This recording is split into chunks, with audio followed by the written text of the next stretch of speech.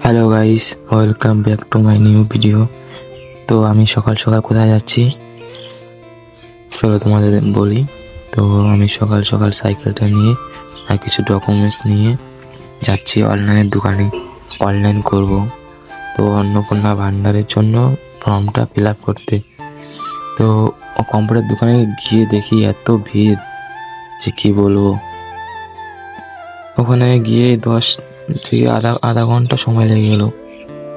গিয়ে দেখি এত ভিড়, লাইনেই পড়ে না আমার। তারপর ফর্ম টর্ম ফিল আপ করে তো বাড়ি চলে যাচ্ছি। এদিক দিয়ে টাইমও হয়ে গেছে কাজে যাওয়ার।